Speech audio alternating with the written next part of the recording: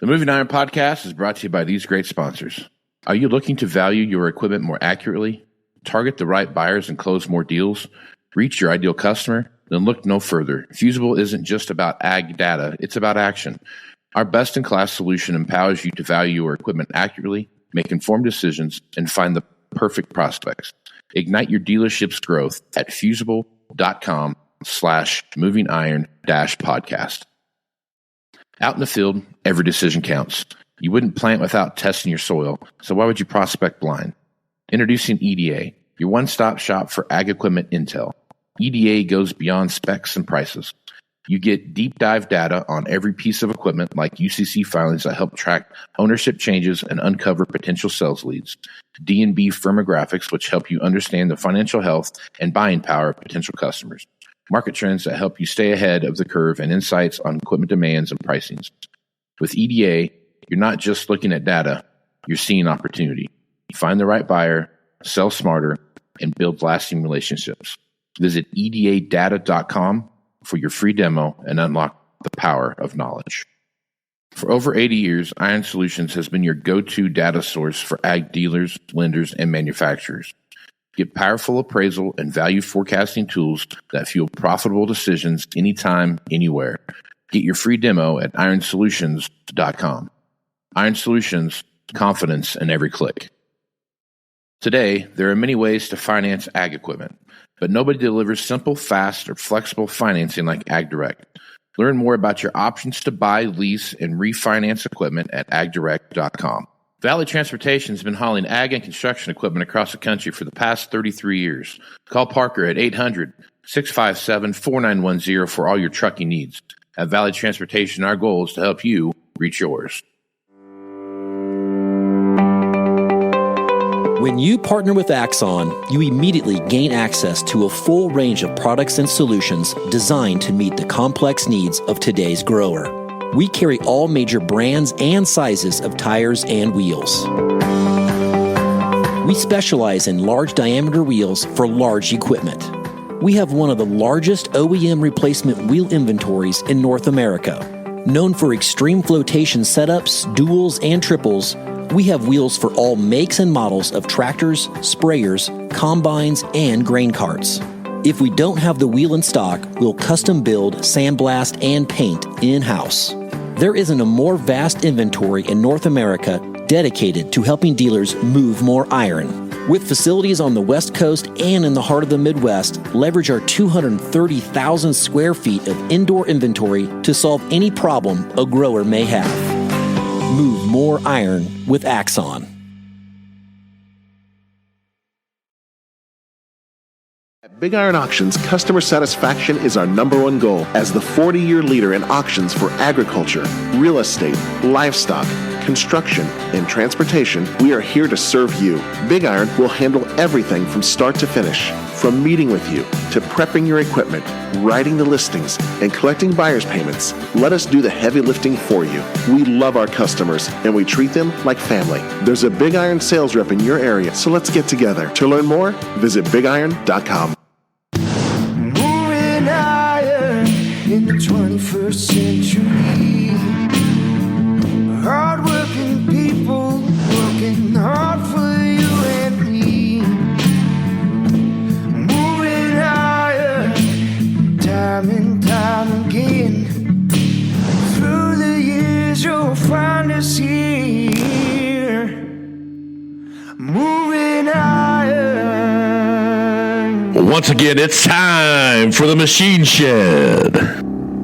I respect what you've done in the combine world. But when you step in this ring, you're messing with Thayer and Fennel. And that's something you don't do. Yeah, you're on a different planet now. You got your eyes locked on the world's most combine selling son of a...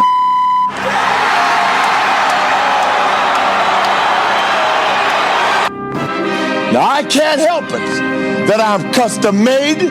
I can't help it that I look good, smell good, can dance all night long. I can't help it. The Nature Boy. Woo! Last year, Aaron Fennel spent more money on spilled high guard in fields all over Box Butte County than you made. I'm talking about the cinch shirt wearing, sheep raising, kiss still, woo, combine dealing, diesel driving, hay cutting, son of a gun. He's having a hard time keeping his ostrich boots on the ground. Woo!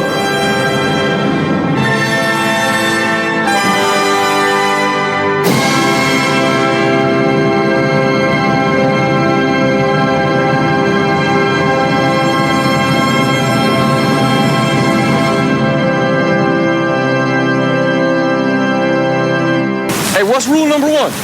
What's rule number one? Party? No, not party. No, it's not party. Welcome back to the Machine Shed. I got Aaron Fennell back here with me talking about what's going on in the world of equipment, and we always kick it off with a little football talk because why not? Right, Aaron? Yeah, buddy. Why not? All right. It was a great week last week for football past the high school level. Okay. Buffs won. Broncos won. Who'd they play? Who did Buffaloes play? Utah? Was it Utah? Or was that last Utah. Week? Yep. Our made-up rivalry game. Right. And it has to be because you're neighboring states, right? Colorado and Utah. Right. I mean, by default. Well, we made up this red rival to the east. Now we'll make up a red rival to the west. All right. Yeah. And most importantly, God bless you, Josh Allen. Chiefs lost. Yeah. Finally. Yeah, so they should have lost the week before. Should have, but they should have. have. Right? Great teams always find a way to win. Great teams always find a way to win. It's a disappointment. I know. That was the most crazy thing on the planet. That's why the NFL needs to have a little bit of 1970s high school mean coach yet. Like, there's no reason Sean Payton should have been like, okay, everybody grab hands and everything. On the line. On the field in Arrowhead. Special teams on the line now. Yeah. We're running gassers. After the game, at least you got people to cheer for you. Go. Oh, damn it, man. Anyway, our boys are both done. Lost the same night. Yep, they did. The one thing about the Chiefs losing now is that they're automatically have been disqualified from the Super Bowl. Any chance to get in the playoffs now? Because if there's any one announcer that just makes my skin crawl more than anything, it's Chris Sims. That guy just drives me freaking crazy. Chris Sims? Yeah. See, I'm a anti-fan of his father. I like his dad. No, that started in January of 1987. Well, I'm sure, but in case you guys don't know this, Aaron Fennell holds a grudge forever over nothing. Yep. Nothing he could even have it's not nothing. Nothing he could control, right? There's not one thing. But it's not. It might be out of my control, but it's certainly not nothing. 1987, Aaron Fennell was 9, right? So 8. Yeah, you were 8. Okay, there you go. So yeah, I mean, it's like completely. It's like couldn't help it. And I mean, back then the Broncos were they were kind of like the Bills before the Bills. You know what I mean? They would get to they'd kind of make they didn't go 4 in a row, but they went, I don't know how many Super Bowls they went to. 3 and 4 years. 3 and 4 years. And every loss was worse. So they had and then what they had, so lose by 20, lose by 30, lose by 40. So Elway played for 5 Super Bowls, won 2, right? Correct. Right? Yeah, okay. So he's not, it's not quite as bad as the 4 falls of it's a hell of Buffalo. A long ways better than that. It's close though. It's flirting with it. Not. Anyway, it's flirting with it. It's called back-to-back Super Bowls. I'm out. That's hard to beat, man. No. I'm saying, like the Bills played for 4 Super Bowls and win in a row, right? What I'm saying is that the Broncos played for 5 Super Bowls in 10 years? Wow, holy shit, they were really good, huh? Yeah, 11 years. 11 years. So, statistically, that's a pretty good franchise. You know what I mean? Yeah, I'd say every other year, by the numbers, you're right. You're playing for a Super Bowl. Just like my boy Touchdown Tom. Right. Yeah. Tom Brady played for 22 years, right? Is that right? Yeah, I believe 22, and he was in 8? And No, he's got 7 rings, and oh god, I think he's played 10. for 10. He's played like 10 or 11. So yeah, it's kind of a big deal. Hey, you want to grab lunch? I can't. Next week we got the damn Super Bowl. I can do the week after though. That's still back in the day when the week after the Super Bowl was the Pro Bowl. So it was so. Which it still should be. Yeah, I always liked it when, and it should still be in Honolulu. It should be, and it should still be your helmet with the normal red-blue jerseys. Yeah. I kind of get it, though. I kind of get why they stopped doing that. Just because, these guys, I had ruined my career because I played in the Pro Bowl. That's like 0.5% has ever happened. Well, Neil Smith got kicked out of the Pro Bowl. So, kicked out is different than getting hurt. But I'm saying, some people, can't turn it off. You know what I mean? They're not, some guys are like, hey, this is an expedition fight, right? So everybody calm down, right? Not Neil Smith. He's still swinging the bat after a sack. Hey, maybe Neil Smith holds a grudge. That's what fuels that motor, buddy. Maybe, but it was the golf swing. Yeah. Was it? I thought it was a golf swing, not a bat. It was a bat. Yeah, it's a bat. Yeah, because he was one of those guys I held a grudge for a very long time, and then at the end of his career, loved him dearly. Yeah. Well, yeah. Same with Peyton Manning. Hated that guy. Yes, I really hated that guy for a while. And then he came. Now he's my adopted brother. Right. So it'll be interesting. Eventually, people get smart and head for God's chosen NFL team. Because if God's not a Broncos fan, why are sunsets orange? Best bumper sticker on earth, son. Yellowish orange. I'll give you that. They're not Bronco orange. So. Pretty orange. But it's that time of the year now where you've got everything else is starting to trickle. Buffs are going to make the playoffs. Big 12 champs. Yeah. Well, that's something. That's just so cool. XII instead of SEC. XII.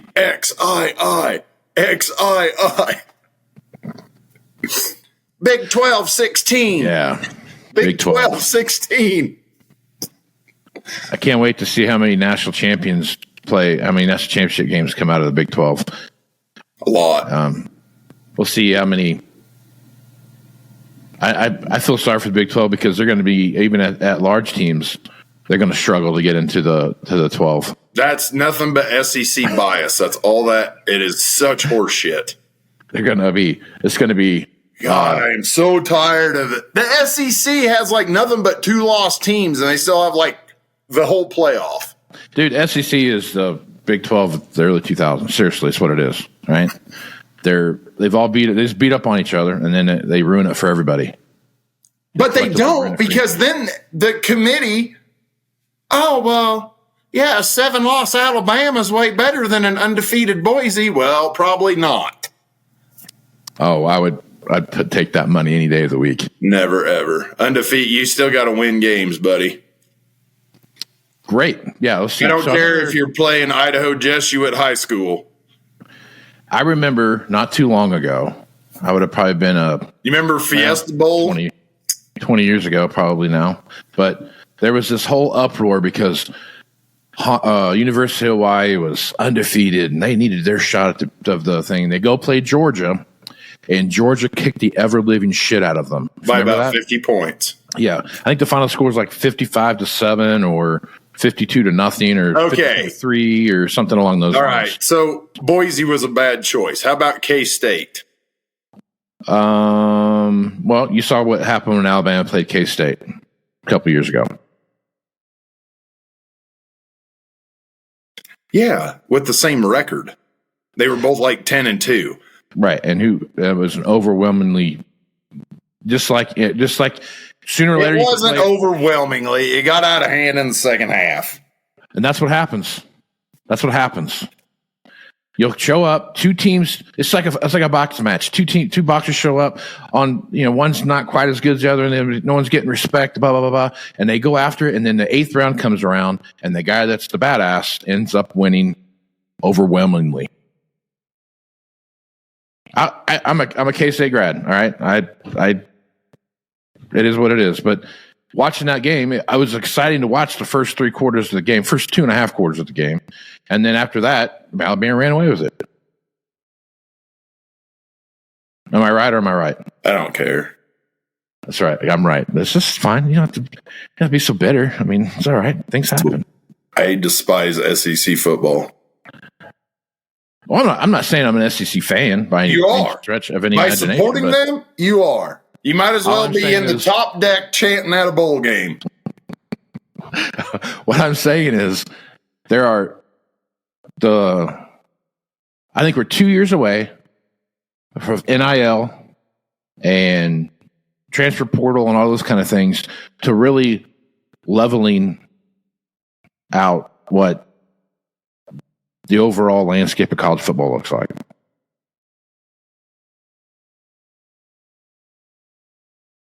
Two years away from what?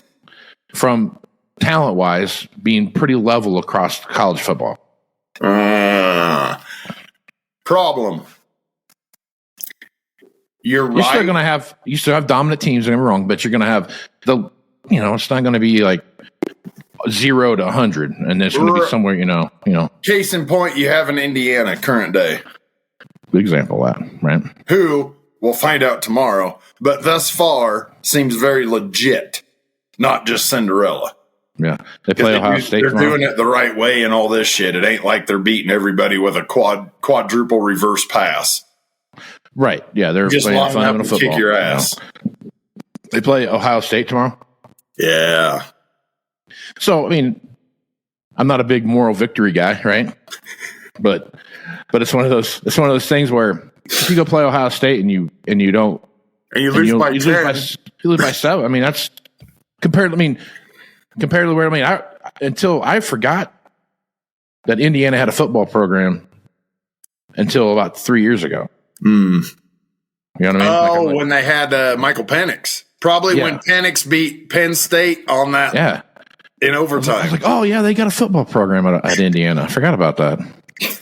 Right? So, I mean, it's the same thing, like, as, of course, I grew up in Kansas, but I mean, like whenever KU's fire would flare up for about 3 seasons and they would go out and do something amazing, and then they would have this 10-year drought of just getting, being everyone's homecoming team again. Right. That was, same kind of deal. Like, oh, I forgot they had a football program. It's not intramurals there at Kansas. Well, that's because they had a good coach and they ran him out of town. So, well, a lot of that too. Because apparently, I guess you're Kansas and you can afford to run a football coach out of town. They have a program that brings in 12 players a year that generates, I guess, billions of dollars. They can do whatever they want with. So, right. Yeah, I was just going to say, can we get some of those warm up, Jack? No, those are for basketball. Coach Self ain't going to let you guys have those. Yeah. Is there a chance that we could turn the water on? Well, we can't because there's a basketball game tonight. We got to make sure concessions has all the water. So you guys just have to get through if you can. Yeah, that's a weird. But when KU's good at football, it's fun. Like it is, because guys like us, we're in our mid 40s, and we've only the 08 Orange Bowl year, and then like 94, 96, they were like a 9-3 good bowl team. Dana Stubblefield, D lineman, that era. Yeah, that's when they had the red KU on the helmet. Mm-hmm. In the mid-90s, they had a blip. In the mid-2000s, they had a blip, and then they kind of fell off until Junebug. Lance got there. Now they were coming around, and now they've been kind of cursed all year. So let's hope that curse continues just one more week. Because we had a let's see, when has that been? So I was in high school. We had a really good running back named Eric Van that played at KU. He played. That would have been 95, 96, I think. Or 94, 95, something like that. Anyway, he had that was behind old Junebug. What the hell was his last name? Anyway, that's when they had a pretty good run then. I remember watching those games, seeing that. But anyway. Not quite as good as the town a little bit to the west. Young man from a California JUCO shows up wearing number 5. Your friend and mine, Chad May, baby. Chad May. And the rest is history. Which is ironic, because when Chad May got there, they looked like Mike Leach was the OC. Yeah. And then after that, it's all dual threat quarterbacks forever. All right, well, yeah, they got forever. No more pocket passers. Everything is because Bill went, what are they doing in Lincoln? Yeah, but he also threw the ball too. Well, yeah, more than an option team for sure. They had otherwise you wouldn't have 13 Lockets.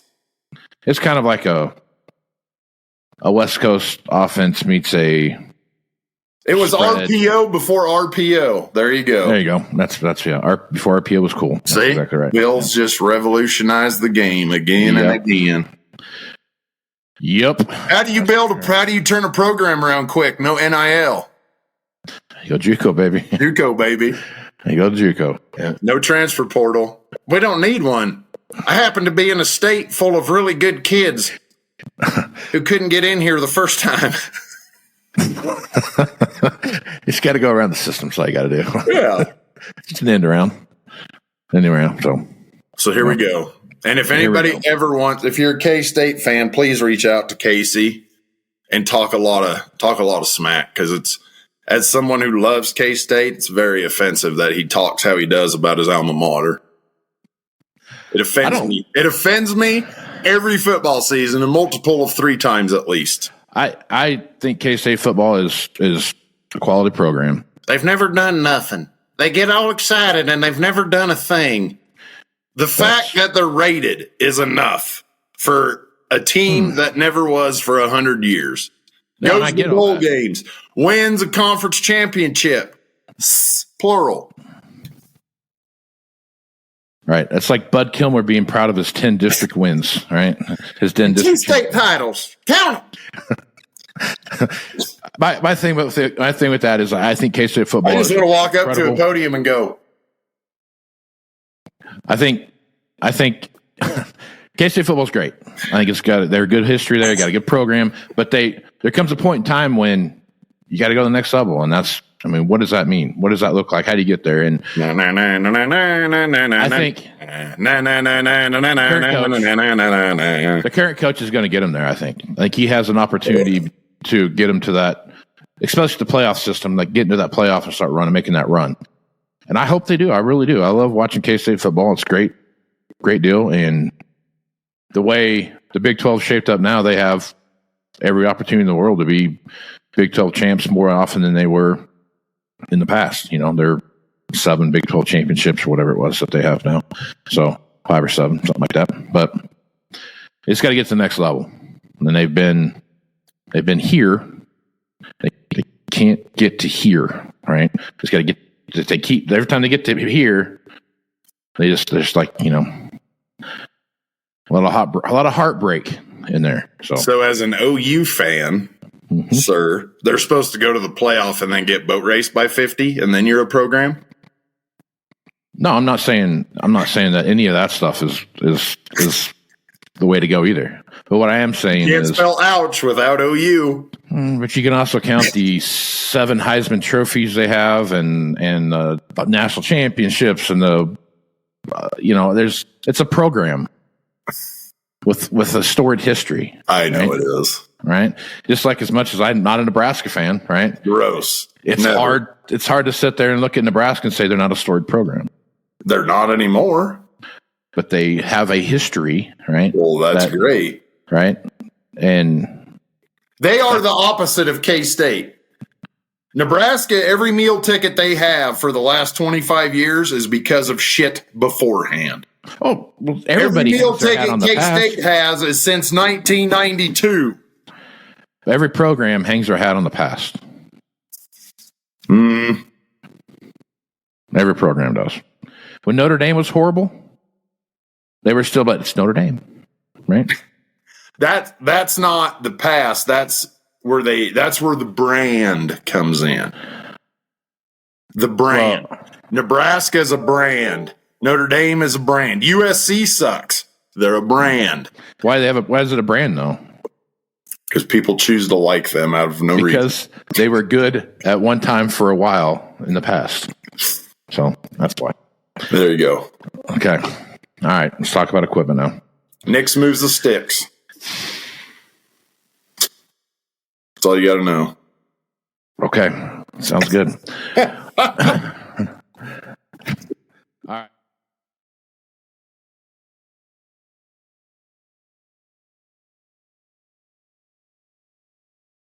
Hello and welcome to Moving Iron Podcast. I've got Parker Johnson back here from Valley Transportation to talk about end of the year trucking. It's a big time of the year. We got a lot of holiday stuff coming up, especially this time of year with Thanksgiving and Christmas coming up and New Year's. I mean, those three holidays run right in a row, and they're always, the Friday after Thanksgiving is an unofficial holiday, but it's pretty much a holiday. So each one of those days have a 2-day holiday associated with them. So a lot of stuff, a lot of moving parts, a lot of busyness on the highways right now. And Parker, when you look at this, you have to sit back and say, man, this has got to be when I used to do this and I'd look at this time frame, I'd talk to guys like you, it felt like your hair was on fire most of the time. So yeah, it gets to be tricky, with all the travel restrictions, oversized equipment going down the road and, just trying to keep everybody safe. And every year it comes and goes, and every year we deal with the same problems. So, one thing I can say to customers anyway is kind of expect delays. Mm-hmm. We hate it having drivers sit on the side of the road for 3-4 days, but it is what it is. Yep. So there's that was a question I was going to ask you. So when you're looking at, here we are, what is this, Tuesday before Thanksgiving? They usually have those width limits and stuff like that start to get shut down. Usually, is it 12 hours before Thanksgiving Day? Is that how it works? Every state's a little bit different, some states have zero travel restrictions. You can run wide, heavy, don't matter. But then you get other states that they shut down at noon the day before Thanksgiving, and there's no travel allowed until sunrise on Monday. So you got Wednesday, Thursday, Friday, Saturday. You got 5 days shut down for oversized travel. Right. And drivers try to find different ways around it, whether they got to take a different route and go through other states that don't have any restrictions, and kind of utilize as many miles as they possibly can over that window.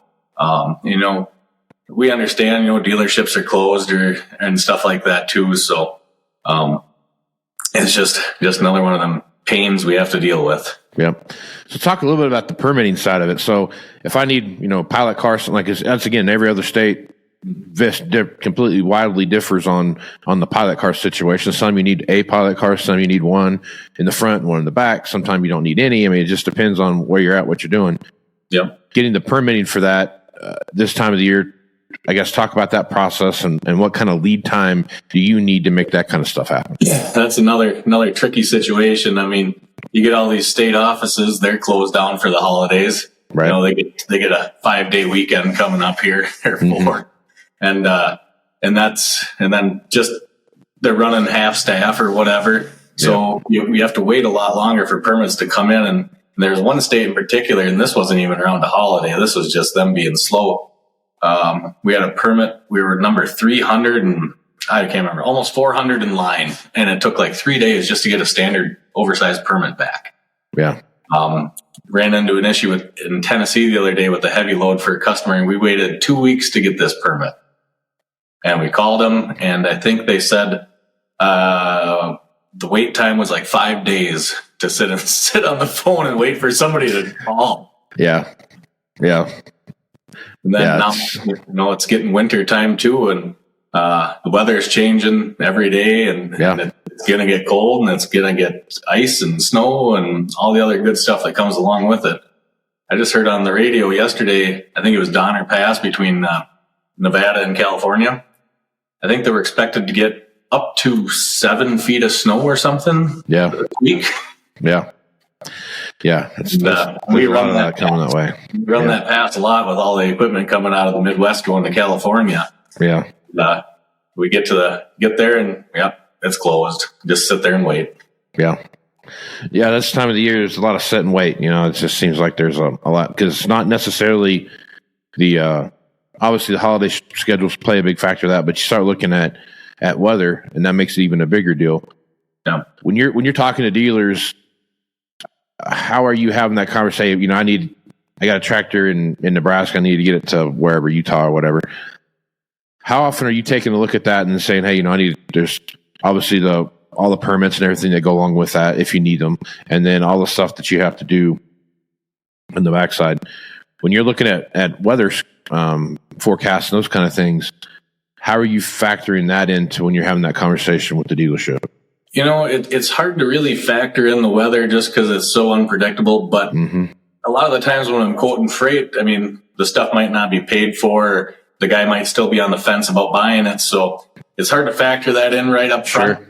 It might be 2 weeks before that tractor's ready, and a lot can change between now and then. So, unless they tell me up front that, hey, this is going to be ready to go tomorrow, the guy bought it, as long as your price is good, you got the deal. Then I might start looking into it a little bit more. But, I also, right now when I'm quoting freight with Thanksgiving, everybody asks, well, when can you get it? That's usually their first question. And, well, it's hard to say.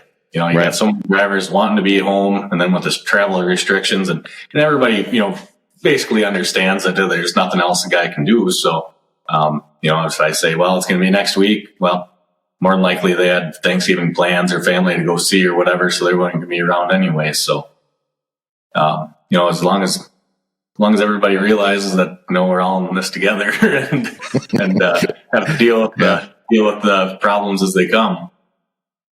You can only work at the speed of government, right? And that's about how that works on your end, right? Right. There you go. There you go. That's wicked fast too, if you really. But everything seems to be kind of picking up here too the last few weeks. People buying stuff towards the end of the year, and harvest is wrapping up, and getting a few more phone calls, and the factories down in Waterloo has been picking up a little bit, so there's been quite a few more tractors to haul compared to what it was, a month ago or so. Yeah. Yep. It's been pretty steady, but obviously it hasn't been lighting the world on fire like it was a couple of years ago. Yeah, definitely. That's for sure. So now we're in the heart of the end of the year buying cycle for when it comes to auctions. We've seen a lot of auctions pop up that are going to be a big deal. I guess as you're looking at some of this stuff, if I'm looking at buying something on auction, what's the easiest way for me to have that conversation with you about getting it hauled back to my farm? Yeah, and it's always best to figure out what it's going to cost you before you start bidding. You can get a hold of me at 800-657-4910, and I can get you a price within a few minutes, so you're ready to go when the sale does come around. Speaking of sales, we're going to be down in Fort Madison, Iowa at the Merit auction next Monday or Tuesday and Wednesday. I think the auction's on Wednesday the 4th. We're going to be down there on Tuesday getting our trailer set up. So if anybody's around for the sale or watching anything on that auction, be sure to reach out to me, and I'll be down there and I can get you a price and let you know how much it's going to cost to get her home. Right on. That's always the kicker there. Sometimes I'm worse at that when I start bidding on something, then I realize oh shit, later. Shit, I gotta get this back now. What's this going to cost me to get it back? And then next thing you know, it's adding $3,000 to $5,000 on there. Next thing you know, you're like, maybe I'm a little deep in this than I wanted to be, but yeah, it always works out in the end. So yeah, you always figure it out. But yeah, it's definitely nice to have that number up front, whether you're financing or whatever, so you can put that on the bill too. Yep. Just have all your ducks in a row. For sure. Well, Parker, that's good news, man. Glad to see that you guys are going to be down at that auction. It's going to be a pretty big one. There'll be a lot of stuff flow through that one. It's good to see I don't know. I can't remember. This is a live auction where they're going to have live and online auction. We're going old school, so it's not going to be all online. So have them on our live auctions too. Yeah. I love a good auction. So it'll be good to see you guys down there, and we'll go from there. So, Parker, good stuff as usual. Folks want to reach out to you one more time. What's the easiest way to do that? give me a call at 800-657-4910 or shoot me an email at pjohnson@valleytransinc.com. Right on. So if you're going to be bidding on that auction down there at Merritt Auctions in Madison, Iowa, make sure you give old Parker a call about your freight costs, because they'll take good care of you. So, Parker, appreciate you being the podcast, man. Yeah, appreciate it. Thanks a lot, Casey. We'll talk to you later. All right.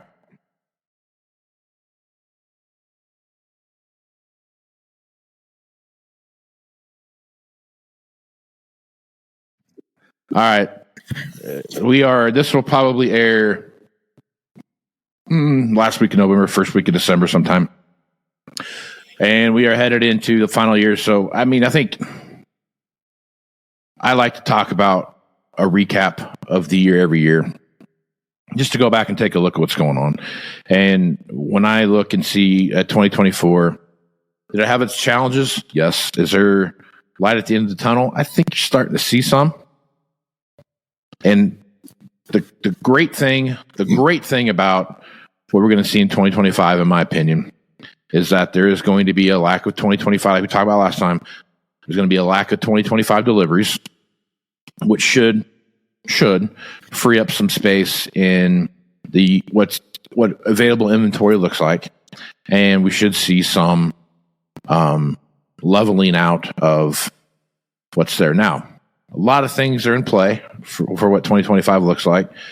For as much uncertainty as there was in 2024 about, presidential race and farm bills and this, that, and the other thing, we know Donald Trump's going to be president. We know what he did the first time, right? What's the second time look like? And that second time is going to have a big play on what we see happening with commodity prices, right? When you look at tariffs and those kind of things and blah, blah, blah, blah. I feel like he's going to have a different approach to tariffs than he had the first time, and he's going to have more support than he had the first time going in to do stuff. So I'm thinking that 2025 is not going to be as bad as that's the best way to put this. As bad as I think some of the pundits out there are painting that picture. I feel like there's going to be a better opportunity for, good example. Here's a great example of this. I can't remember the exact number, but it's huge. I'm going to say it's something like 50% of the biodiesel is generated from imported cooking oil from around the world. Right. So if you stop that and you just use soybeans to do that, all of a sudden, there's not a lot of soybean carryout anymore, right? So it changes the environment, right? Now, Who's China? That's right. Yeah, exactly, right? So now you got this happening. So now the other side of that would be, okay, so now that you've set in that into motion, whether this administration is overwhelmingly for or against biofuels, it's one of those things that from an energy independence and all those kind of things, it's just one of those things that has to come into play and factor in, right? So if you take that out and put that in there, all of a sudden, the United States is pretty much growing soybeans for biodiesel at that point, right? For feeding biodiesel, pretty much that's pretty well wrapped up. To your point, there's been nothing but gigantic crush plants, right, going into play. So if you start seeing that now, the bad thing about that, everything has an adverse effect in there somewhere. Let's just say that all that happens, and now we see $13 beans. That's kind of like the new $10 beans, right? It's amazing how well the ag economy can adjust to. It's like there's some unwritten rule someplace that a farmer can only make a certain percentage of profit, right? You know what I mean? It's like, okay, cool. So corn's worth $3 now. Roundup is, whatever, $30 a gallon, right? Oh, corn's $7 now. Oh, well, fuck, Roundup's $50 a gallon now, right? Right. Yeah. You know what I mean? Yeah. I thought you meant like the farmer would only let himself. No, it's the ag industry. Yeah. It's just like this, like all of a sudden, like there's a spectrum that just pops up and says, oh, well, we instead of having a 4% price increase on 2.5 or 3% price increase on equipment across some manufacturing spectrum, it's now 6%, right? So it's like all these little things that just kind of start happening. And then, so yeah, you might start moving the needle one way or the other, but ultimately at the end of the day, it's one of those things where it feels like you still have to produce the bushels associated with that to maintain the profit level you need to, because your fixed costs go up every time the price goes up on your commodities, right? Well, to your point about the price increases, it's almost like new equipment was on an auction for 2 years, like 21 and 22. Like, here, I priced this tractor. Oh, you got to go back out there. They went up last night. What? Yeah. Why? Yeah. Got an email. They went up. Like, yeah. Now, remember the start of the Russia-Ukraine war and fertilizer prices? Yeah. Fertilizer prices went up. Right. And some of that stuff geopolitical, and that's a different thing. Right, but it all impacts the farmer. It all goes into play into that. God, why is there this ceiling? All right. And if you take out the geopolitical stuff and you just follow the commodity, the cyclical nature of the commodity market and ebbs and flows of supply and demand and everything else, when you look at that, I mean, why? Because last year something cost X to produce when the price of corn was X, and the next year the price of corn goes up, all of a sudden it costs more to produce that. Right. That whatever, right? So I think those are the things that are. And if it goes in the tank, in 2.5 years, the prices will come down to match that. Right. If it goes up $1 tomorrow, the fertilizer went up. Right.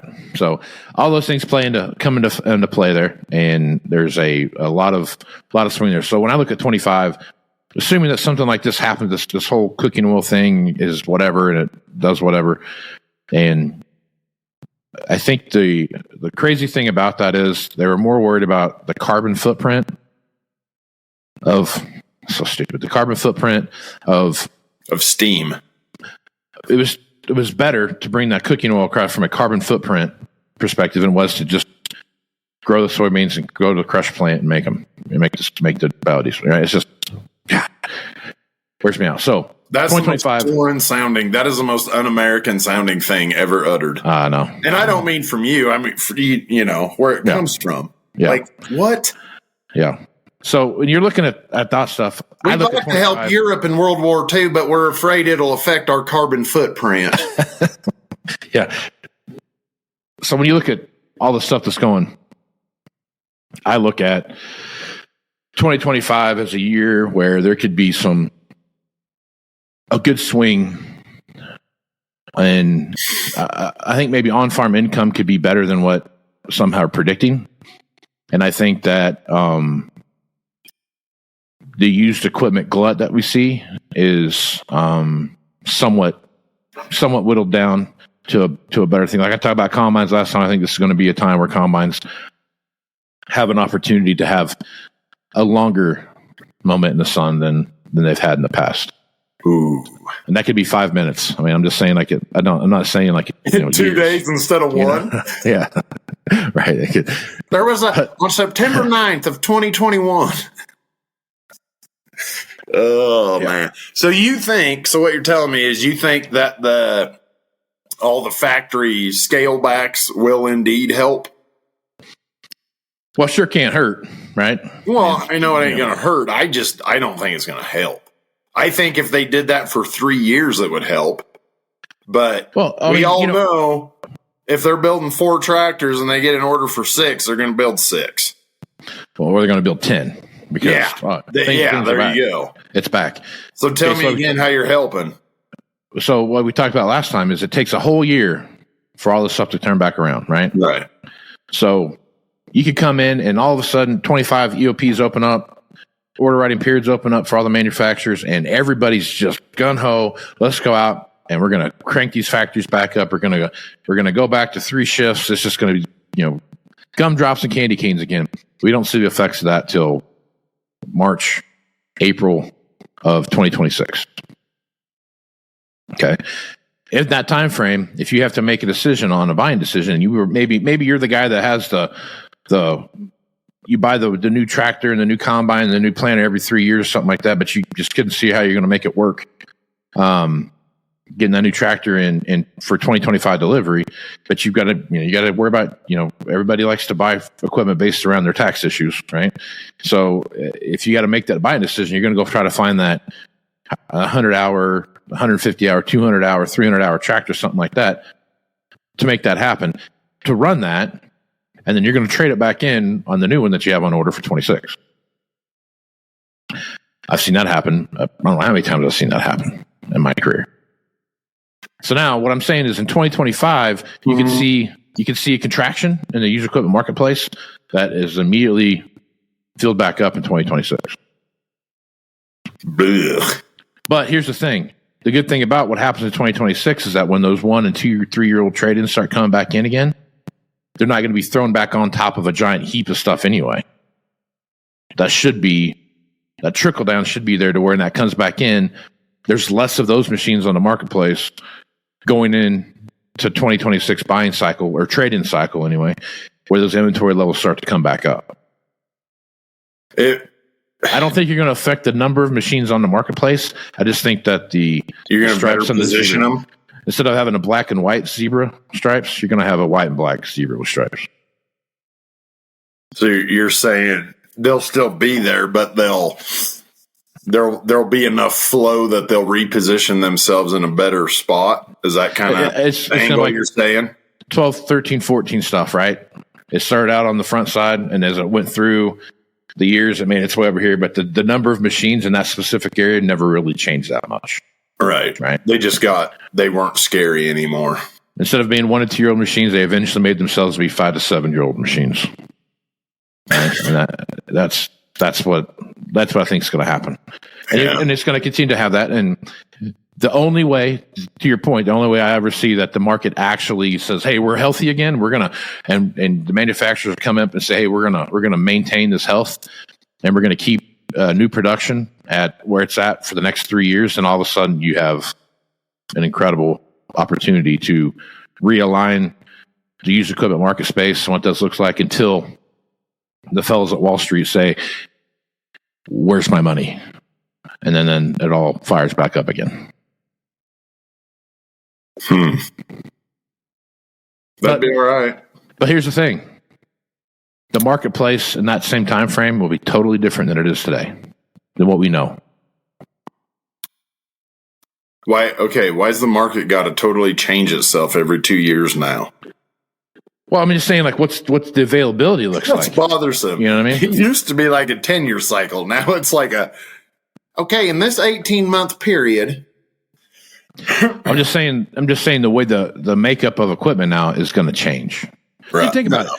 Every tractor that's been produced since 2020 on the Deere side anyway, it's autonomous ready. So neat. Well, I'm just saying, like, think about it. I mean, if you're a guy that's looking at, hey, I'm going to try out this autonomous grain cart thing, right? The problem is, I'm going to buy the kit before I buy the tractor. It's such a small niche of that guy who wants that and wants a used tractor. You know what I mean? So take 10% of the population, right? What? 10% of the used population comes to the table tomorrow and says, hey, guess what? I'm not going to trade my tractor in. I'm going to buy the kit. Instead of updating my tractor, I'm just going to buy the kit for the autonomous thing. And I'm going to use that just for grain carts. And that's all I'm going to use this tractor for. Or, to some extent during harvest, right? Now I'm going to use it for other things on the farm, but I'm not going to update it because I can get the kit. I don't need to update it to do that. Let's just say that happens, right? Now you have 10% of the people that don't come in. And so let's just say that you sell 10,000 used tractors in a year. You have 1,000 used tractors on the market now that you would not normally have. That changes the market dynamics. You mean that you got rid of? Right. He just bought and didn't trade. Yeah. No. I'm saying, like, instead of him coming and trading his tractor in, trading his 2-year-old tractor, 3-year-old tractor, whatever it is, in, so that now you've got, in typical world, he would have a 3 to 5-year-old machine, right? Okay. He'll trade that in on a 1 to 2-year-old machine, right? Well, they don't do that because I'm just going to get the kit. I'm going to try it on this tractor first before I go spend the money on this other one over here. So now, instead of me coming to the table and buying those 1 to 2 year old tractors that are out there, like you normally would, you now have 10% of those tractors still laying around that you don't have buyers for. Okay, I thought you were giving me an example, a good example. That's a bad example. That's a bad example. That's my point. That's where the dynamics change and what's happening in the marketplace. Okay, I get it. That's where I mean. I'm not saying. To me, I mean, the more conversations I have with guys about autonomy, the less excited people are about it. You know what I mean? Right. And I don't think it's because they think it's, it's not like 1996 when that's just a toy. You don't need to have auto guide. You can get row markers, right? It's not that conversation. The conversation that I'm hearing more people talk about is, how much technology I have on my farm now that I don't know how to use? That just comes with this tractor, and I'm trying to figure out how to incorporate all that into my thing. And now you're going to tell me I got to worry about self-driving vehicles? Like, come on, man. Let me catch my breath here for a second. Personally, I feel it's more along the lines of Rise of the Machines, but that's just me. I don't want to open my house door and have a 8R sitting out there. Like Maximum Overdrive, remember that show? Exactly. Same scenario. What I loved about that show more than anything was the lawnmowers that weren't self-propelled that somehow could end up driving themselves. So that was and attack people. Dude, if it's an evil spirit, it's an evil spirit. It is what it is. It does what it does, even though it can't. There's no functionality to make those wheels turn. Right. Demons do crazy things, right? That's right. But so I also, the other side of that too is, I think the idea of what am I supposed to do when I have to go plant my crop? So, no one's giving up the idea that someone's going to not be in the cab during planting season is, I think, so foreign to most people that the idea is cool that I can watch it from a monitor, and do whatever. But when it comes to planting the crop, and harvesting the crop, yeah, and that's where a lot of the autonomy. Usually where they show it being used is tillage and that, that kind of thing. So tillage is tillage, right? I mean, that's one, as long as you got the right depth, you're doing what you're doing, right? The idea is someone saying you think I'm going to trust this. I barely trust the machine now when I'm in it. Right. Much less if I'm sitting at my house watching it from my laptop, right? Yes. That's going to take generations to get that, to let that go, right? Yep. But I think, and I think other thing too is spraying is another thing that's going to be. I think that'll be of those the three main things that happen in a crop cycle year: planting, application of fertilizer and chemicals, and then harvesting. Maybe the application side of it may be the first one to come to, but then the things like, man, what if the mix is wrong and all of a sudden it starts doing 4 times as much Roundup as it's supposed to be doing, right? And then next thing, how do you know? How do I trust this monitor that I'm looking at here? At least I can see it out there doing what it's doing. So those 3 things, when it comes to autonomy, those 3 things are they're just going to be, it's going to be hard for them to let go of that. Right. The first generation, second generation of guys coming into maybe can let some of that go. I think it's 3 generations away before you really have someone that's going I don't know why my grandpa's out there in the tractor is so stupid. You can sit. It's just dumb. I don't get it. And we're the grandpa in that story. Exactly right. Because I want to be Junior.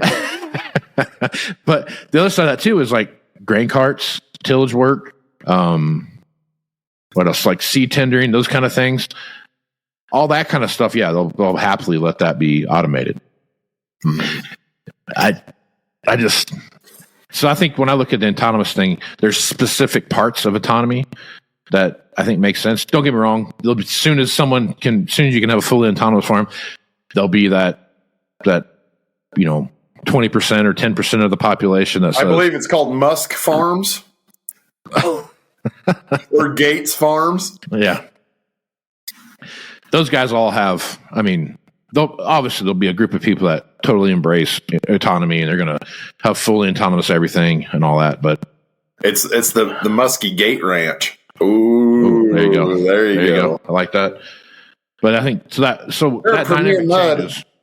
That dynamic changes things a little bit when you start looking at things. Other side of it too is, how often is technology going to come down that's going to change what you're doing with? And if you're not on an annual roll thing, most guys are updating stuff because there's an hour range they want to mess with, or there's a reconditioning point they don't want to mess with, or something like that. Right. How much of that's going to be driven by, do I need to really update what I'm doing right now? I can pay the reconditioning costs and move on with this. And then because I'm trading for similar technology to what I have now, how often does the conversation start being had of, hey, you know what? I'm only going to trade when the next generation, like iPhone, for example, or whatever. I've got an iPhone 13, and I'm going to wait till the iPhone 16 comes out to get the new iPhone, right? Because between 14 and 15 don't really do much for me, but 16 now, I'll tell you what, it's going to answer itself. Not a fork handles. So I think that's the kind of stuff that you guys got to start weighing that. So now that affects what used equipment looks like, right? Right. So that's what I'm saying when the used equipment marketplace changes. It's a little give and take there, because you got in that scenario, you have less new machines produced because it's more of the tech kit upgrade model. But then on the flip side, because it's a tech kit upgrade model, you're going to also sell less of the whole tractor on the used side, other than the guys who are jumping into that benchmark of tech. Right. So it in one sense, it helps because you're not going to slug 10 new tractors in there. You're just kitting what's already out there. But on the backside, you got these used ones sitting here that aren't going anywhere either. So, yep. And I think too, if that were true, for as hard as it was to get planters ordered during COVID, right, it wasn't hard to get row units. You get all the row units you wanted, right? Yep. But they still sold a lot of new planters, complete planters. Yep. Now, again, a generational thing. 5 years from now, who knows? Maybe that's, we're just going to get, we're going to update our row units. We're not going to update the bar. Right. But it also has, guys are going to watch what that track record looks like for, when, Fred traded in his updated planter, he kind of got back his investment, but not really. And it kind of, was the juice worth the squeeze? Fred, What do you think, Fred? I don't know, Fred. It feels like to me, I probably would have done just as good if I bought a new one. You know what I mean? Like something like that. Like those are going to be tape that kind of comes into play. So, right. I think we start seeing that happen in 25. Because on the dealer side, you got the other part about it's a never ending battle of where do those upgrades fall? Right. Exactly. It's not a 16, but it's not a 24 at the same time. Just part of it is. Right. So it's like, do you price it like a 20? Do you price it like a 22? Where it's never ending. And then, like we've had it happen. I take that area calls, and we had a 2022 1720 CCS planner, and everybody's like, huh? Like, I see the price, the year and the price makes sense, but is that a 25? Like, no, this is an upgrade. So then you go through the whole spiel, and what's the first question? Was the bar okay? No, it's betting a U. We just thought we'd rebuild a piece of shit planner. Like, and that's the problem. Yeah. Being on the front lines of all this, reselling those, it's not like selling used, and it's not like selling new. It's its own little thing and has its own little talking points and all that. They're a bit of a challenge. Right. Yeah. So again, it's just going to take one of those things where people have to get used to seeing it, right? It's like anything else. You everything has a gestation period where you got to kind of watch it grow and what happens to it, right, when it comes out. I don't want nothing to do with that net wrap. That's a good example. That's a great example, right? Yep. Why would you want net wrap? I mean, you got that whole thing, and you got a mess now. Or you make a tighter belt. To smell like baby powder all summer. Yeah. Or you can make a tighter belt, whatever you want to do. It's up to you. Yeah. So yeah, I think those are all things. And as you look at all the stuff, I always kind of think about this. It's kind of a little different scenario, but how things get accepted in life. When I was, and why I remember this, I don't know, but it just sticks in my head.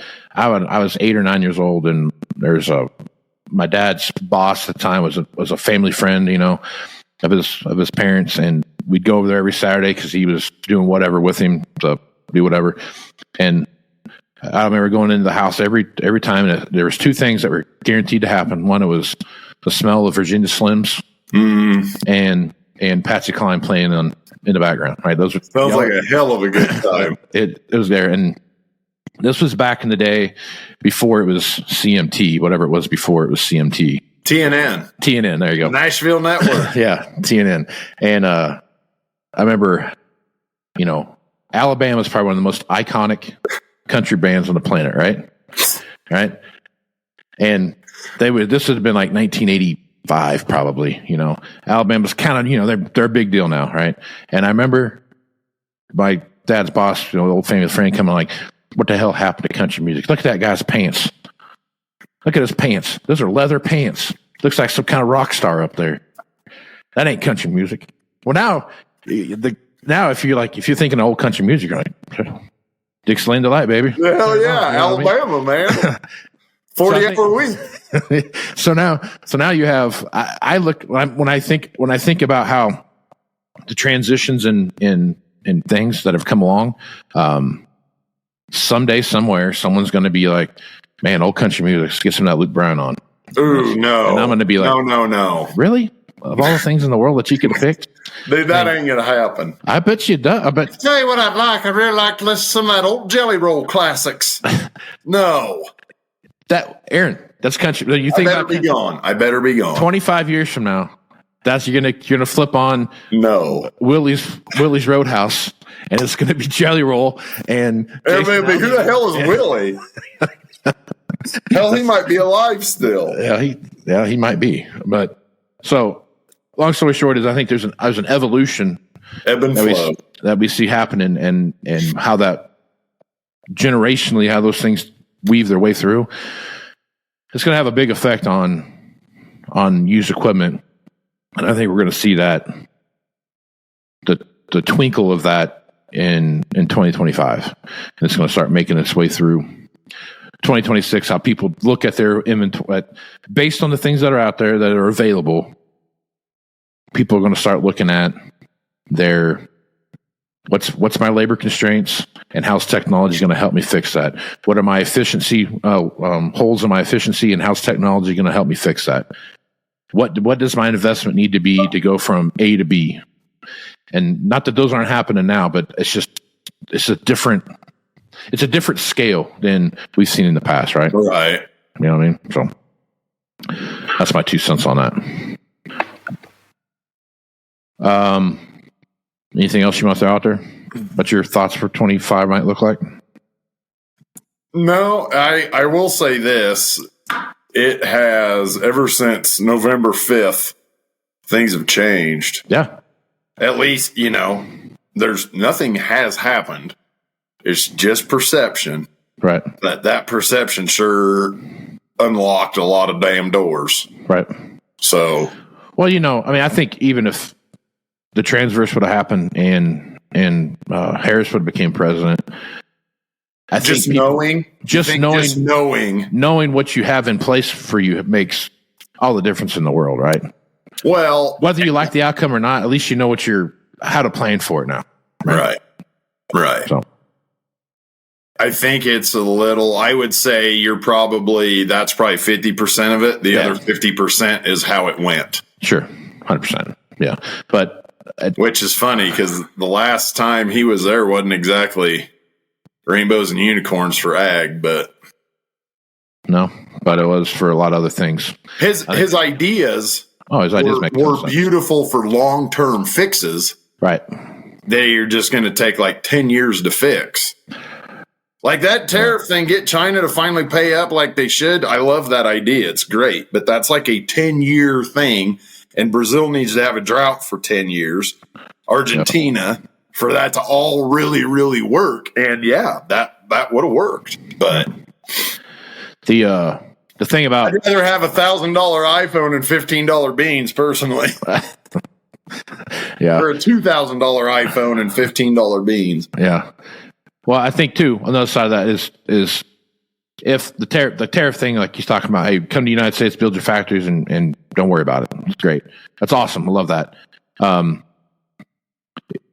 If the whole world buys into that and they come to the United States and start building factories again to avoid the tariffs, that'll be great. And when he's leaving office, the first factory will be done. Yep. Right. Exactly. And they'll start making stuff here. So the next president then now has to do something to keep stoking those fires to keep people to do that. Hey, we love, and because he got there twice, I'm almost certain the next time will be Democrat. Almost. Now, just because of how divided the country is, it's going to ebb and flow just like 2020, right? He's also him, and God only knows what he's going to do the next 4 years that's going to make that happen, right? And he also has to become president. There's a lot of time between now and then. Oh, yeah. Yeah. God forbid. January 6th a few years ago, that was a thing. Well, I'm just saying, but from the perspective, like, they've tried to kill him twice. Right. No, so between now and the 26th of January. I know. There's a lot of, and they're being awful nice to him. Right. But to your point, you get Democrat in there and, your factory that was making a lot of money now has $100 an hour union wages and this and that. And, back to Indonesia. See ya. Right. So it all comes down to, the wage thing is the wage thing. I get it. But if you're paying. That's the biggest impact on a company making money, though. So is 200% in tariffs. So. Right, I know. Yeah. That's what I'm saying. That's what I'm saying. Which one's a better? Right. If you're 200% more expensive than the thing set right next to on the shelf, is what it is. So I get it. 2025, you're to pay attention to. Aaron, appreciate you being on the podcast. Folks want to reach out to you, get more information about all the cool deals you have out there. What's the best way to do that? Well, I try to keep the deals on the Twitterverse when we got them, or X, if you will. On there by my name, Aaron Fintel, AA Ron. Also on Facebook.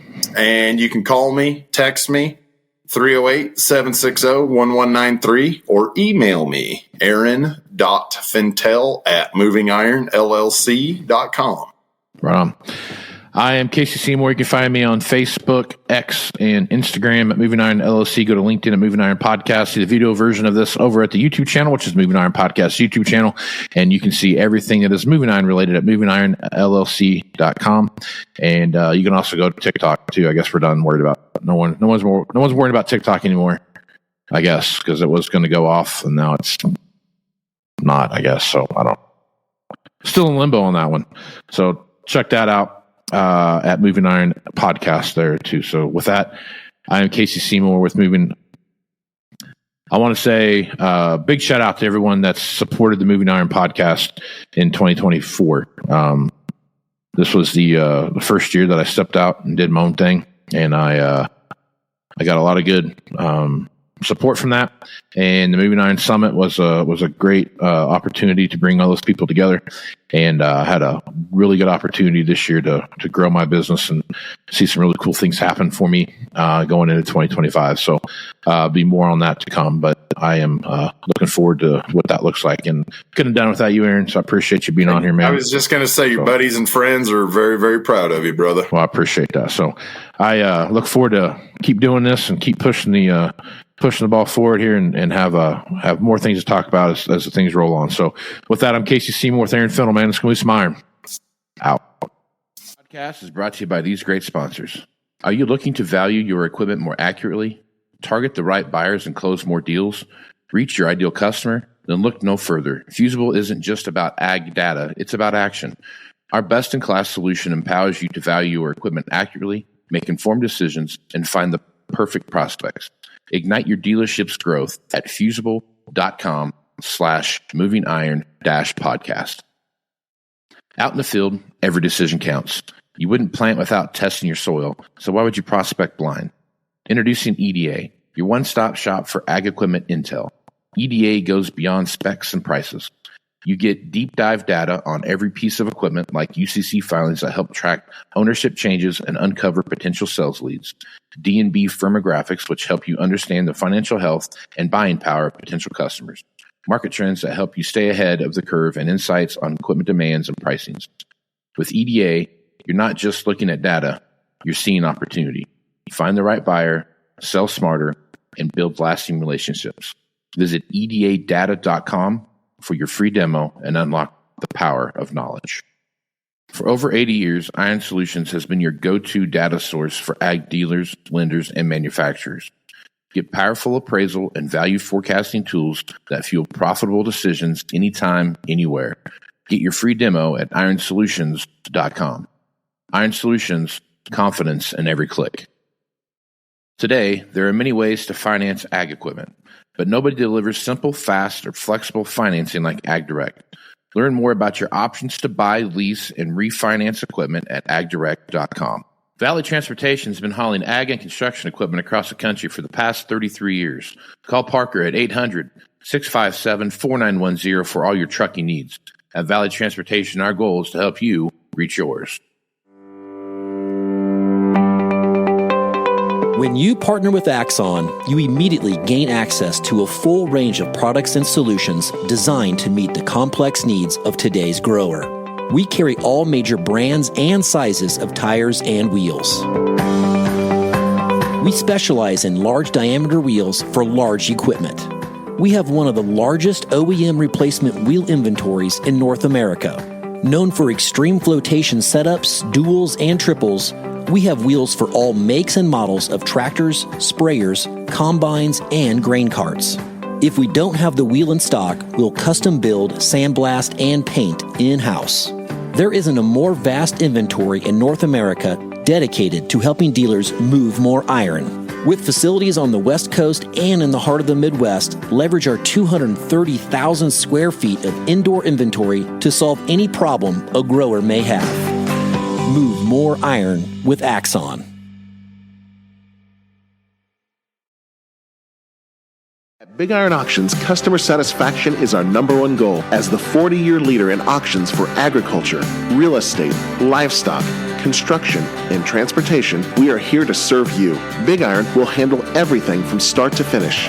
From meeting with you, to prepping your equipment, writing the listings, and collecting buyer's payments, let us do the heavy lifting for you. We love our customers, and we treat them like family. There's a Big Iron sales rep in your area, so let's get together. To learn more, visit bigiron.com. Moving iron in the 21st century. Hard-working people working hard for you and me. Moving iron time and time again. Through the years you'll find us here.